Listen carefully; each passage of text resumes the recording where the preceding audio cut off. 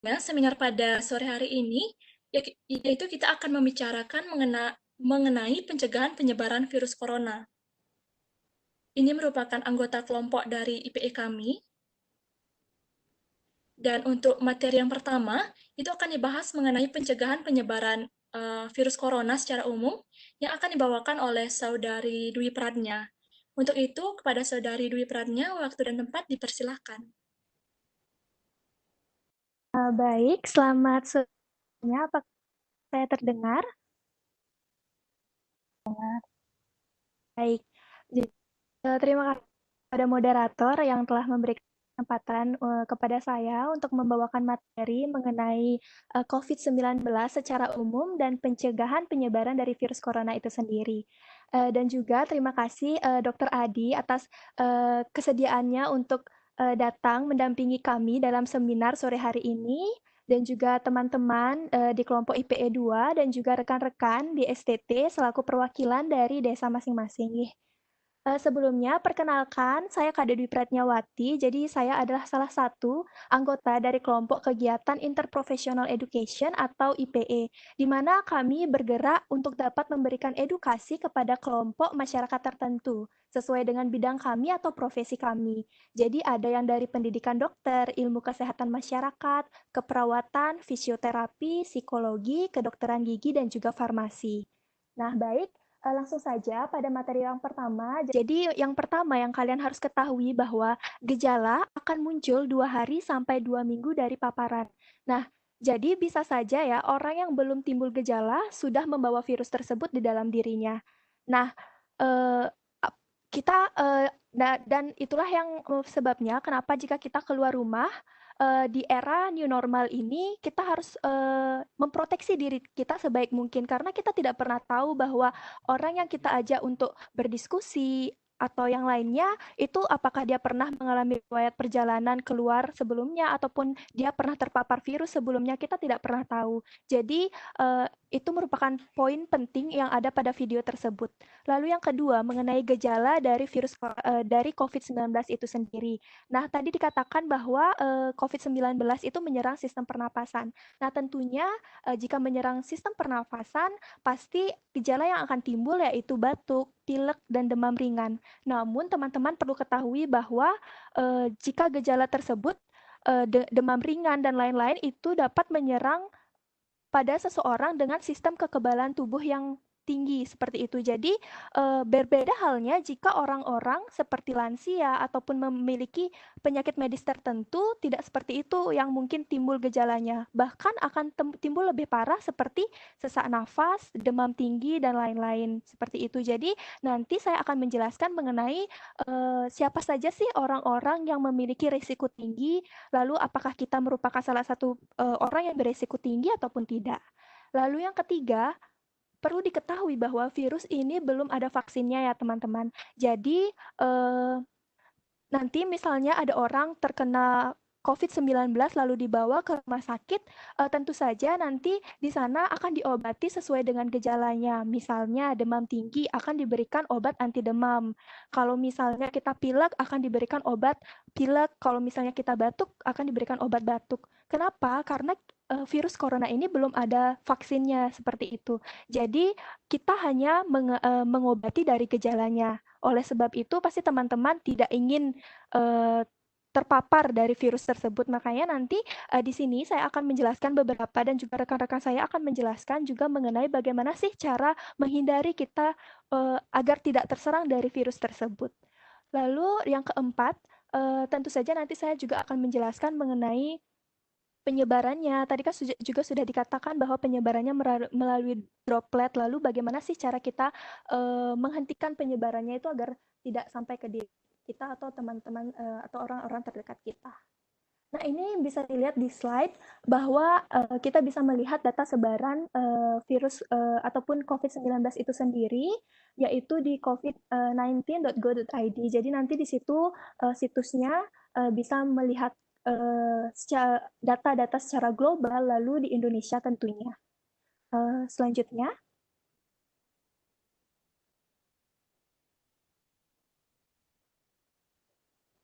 Nah, ini dia. Jadi, di sini pada poster ini kita dapat melihat bahwa lansia dan orang-orang tertentu dengan kondisi tertentu itu sangat berisiko tinggi terkena ataupun menderita dari COVID-19 itu sendiri. Bahkan gejalanya bisa parah ya teman-teman, jadi bisa sampai sesak dan lain-lain seperti itu.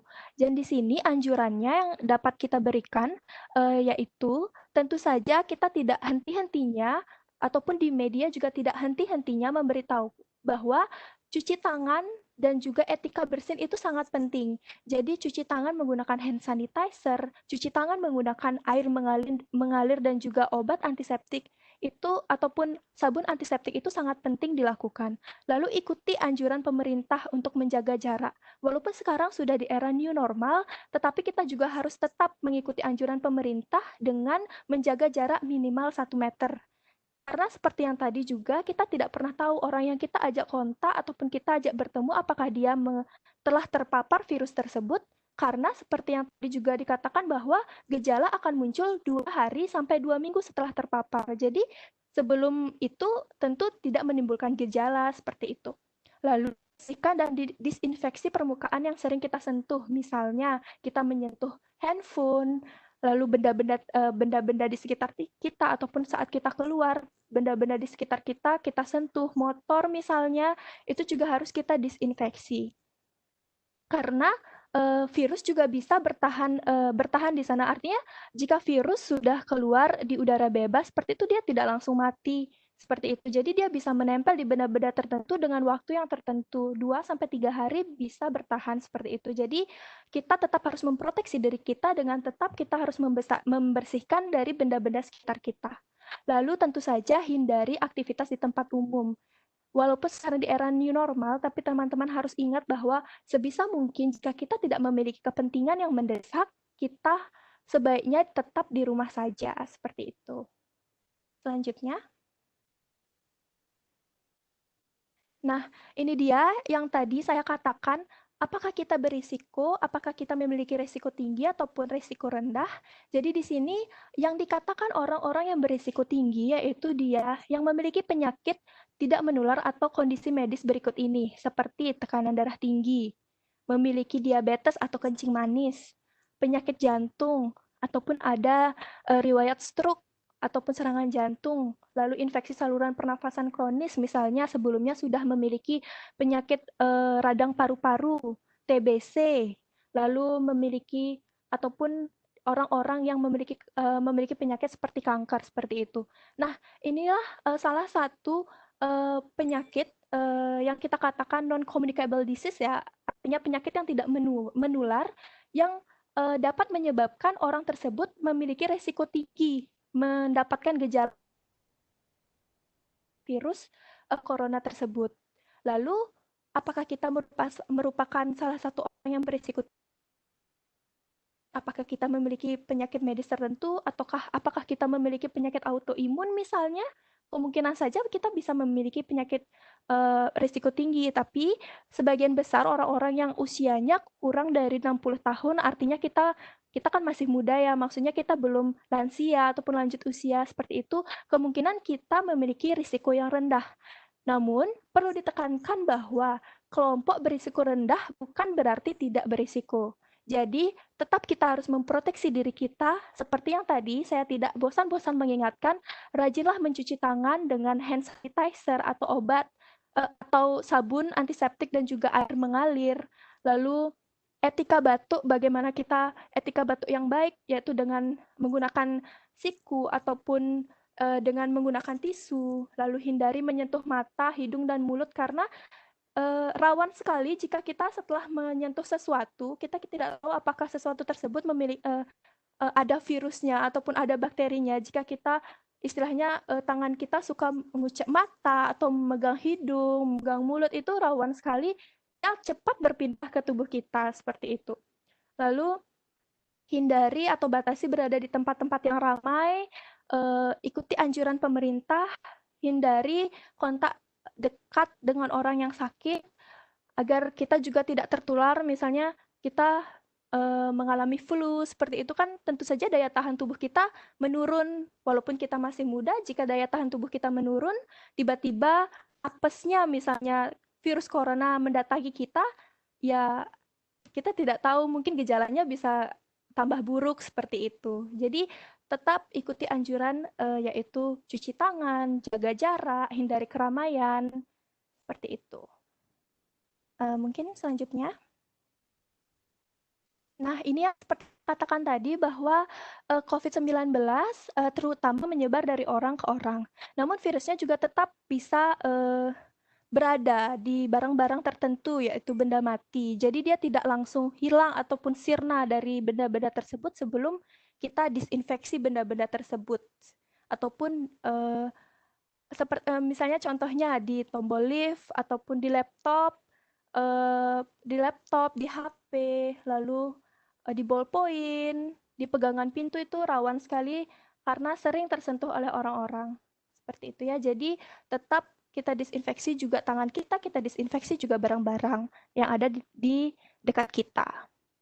Lalu, ini ada sedikit anjuran, kapan sih sebaiknya kita cuci tangan ya? Mungkin teman-teman sudah merasakan, "Aduh, saya sudah sering sekali cuci tangan sampai tangan saya kering."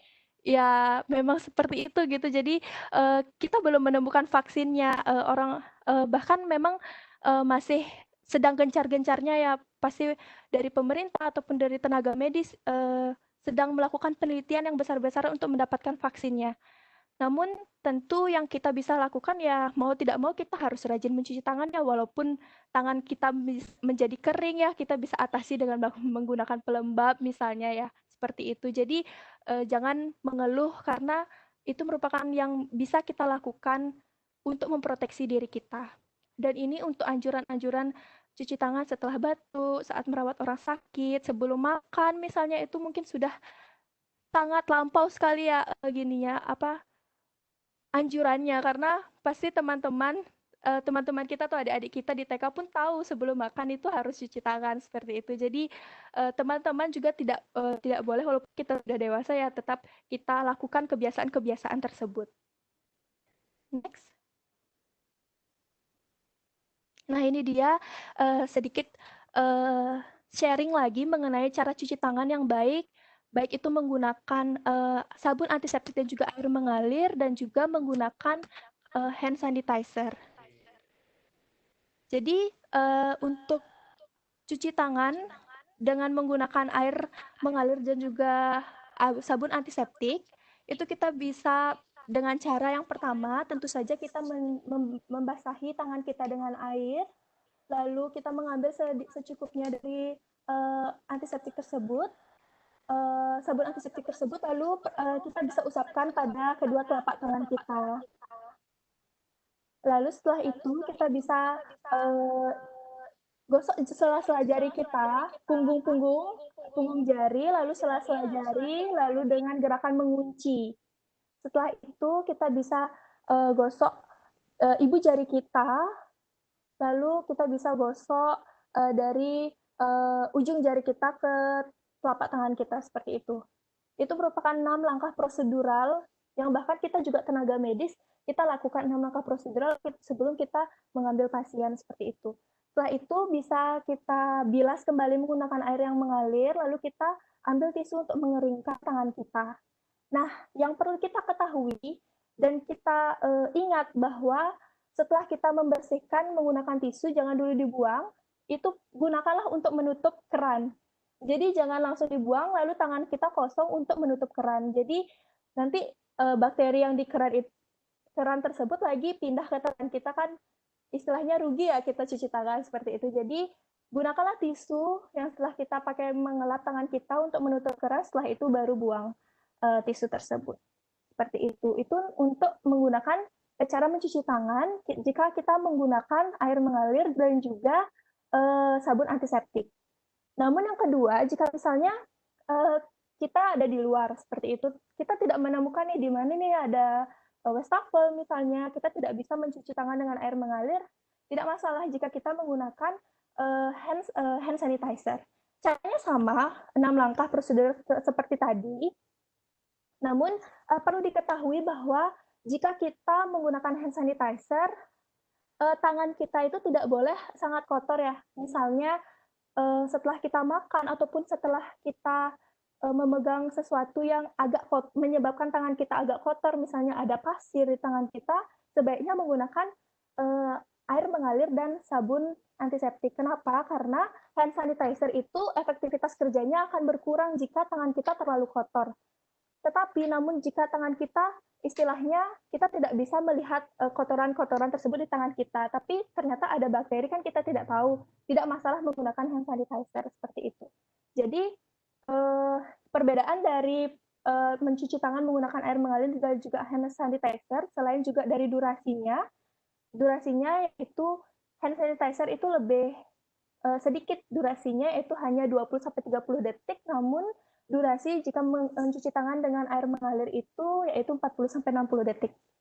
Seperti itu ya teman-teman, dan perlu diingat bahwa sebaiknya 5 kali kita menggunakan hand sanitizer untuk mencuci tangan, 1 kali kita bilas tangan kita dengan mencuci tangan prosedural dengan air mengalir dan juga sabun antiseptik gitu. Jadi jangan terus-terusan pakai hand sanitizer, juga tidak baik, karena sebenarnya memang bagusnya itu dengan air mengalir seperti itu, tapi karena keterbatasan ruang mungkin dan juga kita tidak bisa menemukan air mengalir, ya tidak masalah. Misalnya kita lagi di luar pakai hand sanitizer, tidak masalah. Namun setelah kita sampai di rumah, cuci tangan kita pakai air mengalir dan juga sabun antiseptik. Seperti itu. Selanjutnya, nah ini juga sangat penting karena anjuran ini juga sudah dari waktu dari waktu COVID istilahnya lagi benar-benar booming ya. Bahkan sampai sekarang sih memang masih booming, tapi ini tetap kita diberikan anjuran bahwa cara menggunakan dari masker tersebut. Jadi di sini kita ada cara menggunakan masker medis dan juga non medis. Jadi untuk pertama misalnya teman-teman males nih beli, misalnya teman-teman lebih ingin menggunakan masker medis, ya tidak masalah. Namun mungkin ada beberapa anjuran yang mengatakan bahwa jika kita orang yang non tenaga kesehatan sebaiknya menggunakan masker kain ya. Jadi masker medis biarlah untuk rekan-rekan kita di tenaga kesehatan seperti itu. Namun mungkin kalian juga ada yang lebih nyaman mungkin menggunakan masker medis, ya tidak masalah. Namun tetap harus penggunaannya kalian harus perhatikan bahwa masker medis pertama tentu sebelum kalian memakai masker medis kalian harus mencuci tangan kalian terlebih dahulu. Pastikan tangan kalian bersih seperti langkah-langkah yang tadi, lalu ambil masker medis. Biasanya masker medis itu ada 2 warna yang berbeda. Warna luarnya mungkin jika yang warna biru luarnya, ada yang warna hijau juga, namun di dalamnya tetap berwarna putih ya. Jadi kita pastikan dulu maskernya tidak robek ataupun tidak rusak dan juga tidak bekas digunakan, istilahnya itu baru. Lalu kita gunakan yang berwarna putih itu di bagian menyentuh mulut kita seperti itu. Jadi yang berwarna itu di bagian luar. Lalu kita sebisa mungkin kita tidak memegang maskernya ya, yang kita pegang untuk memakai masker tersebut hanya bagian talinya saja. Lalu setelah itu kita kan biasanya ada di bagian hidungnya itu ada seperti kawat gitu ya. Kita bisa sesuaikan dengan hidung kita, lalu yang paling penting itu masker harus menutupi hidung, mulut, dan juga dagu. Jadi jangan memakai masker, misalnya kalian saat berbicara, kalian malah melepaskan masker kalian. Itu sebenarnya malah sia-sia kita menggunakan masker. Jadi sebenarnya kan seperti tadi juga di video kita lihat bahwa virus itu dapat menyebar ataupun penyebarannya bisa melalui droplet seperti itu. Jadi proteksilah diri kita dari droplet orang lain gitu. Jadi sebaiknya saat kita berbicara ataupun orang lain berbicara, sebaiknya kita anjurkan ataupun kita nasihatilah bahwa pakailah masker tersebut dengan benar agar tidak menyebarkan virus-virus tersebut seperti itu. Dan tentu saja karena masker medis ini sekali pakai, kalian jika setelah menggunakan masker tersebut, kalian buka masker tersebut, di bagian talinya dipegang, jangan di bagian maskernya kalian pegang gitu. Jadi talinya dipegang, setelah itu lalu dibuang. Setelah kita membuang, cuci tangan kita seperti yang tadi sudah saya contohkan. Untuk yang perlu dihindari seperti yang tadi saya katakan, jika robek ataupun rusak, jangan lagi digunakan. Dan juga jika kita menggunakan keluar ataupun saat kita berbicara, jangan ditaruh di dagu maskernya, sebaiknya tetap menutupi hidung, mulut, dan juga dagu. Nah, bagaimana sih untuk masker kain ataupun masker non medis? Kita sempat mendengar juga setelah ada masalah bahwa masker itu mulai sulit ya didapatkan, banyak inovasi-inovasi yang muncul yaitu pembuatan dari masker kain. Namun tetap harus mengikuti protokol juga pembuatan masker kain tersebut, yaitu sebisa mungkin 3 lapis sesuai dengan anjuran WHO, yaitu misalnya masker kainnya itu 2 lapis, kita tambahkan tisu, itu tidak masalah seperti itu. Jadi tetap caranya yaitu kita harus mencuci tangan kita terlebih dahulu, lalu pakai masker seperti tadi, tutupi hidung, mulut, dan juga dagu. Namun, di sini mungkin bedanya karena masker kain kan kalian bisa cuci, namun nanti dari rekan saya juga akan menjelaskan bagaimana sih caranya mencuci dengan baik agar masker tersebut setelah kita pakai sudah bersih. Seperti itu nanti dari rekan saya ada yang akan menjelaskan. Next. Nah, baik, jadi itu beberapa slide.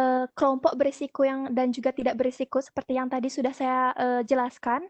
Kelompok berisiko itu sebaiknya jika kita melihat gejala-gejala tersebut, misalnya ada batuk, demam tinggi, sesak nafas, seperti itu, sebaiknya kita telepon fasilitas kesehatan agar dijemput dan perawatannya itu di rumah sakit. Jadi lebih intens dalam perawatannya. Namun jika kita kelompok yang tidak berisiko, istilahnya kita umurnya di bawah 60 tahun, kita tidak memiliki penyakit medis lainnya seperti yang sudah saya jelaskan, sebaiknya kita mengisolasi mandiri diri kita di rumah, kita tetap di rumah menjaga kesehatan dengan makan makanan yang sehat, seperti itu, karena perlu kita ketahui bahwa COVID-19 ini merupakan self-limiting disease. Jadi artinya sistem kekebalan tubuh kita bisa melawan virus tersebut. Namun dengan syarat tubuh kita harus memiliki daya tahan tubuh yang baik.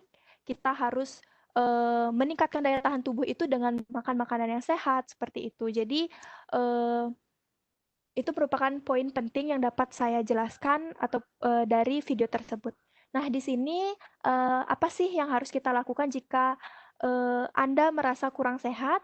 Yang pertama, jika kita berisiko rendah, seperti yang tadi saya katakan bahwa umur kurang dari 60 tahun, tidak memiliki kondisi-kondisi kesehatan tertentu, bisa memantau secara mandiri perkembangan dari sakitnya, ataupun jika kalian merasa demam, minumlah obat anti demam, lalu isolasi mandiri dan tetap di rumah saja.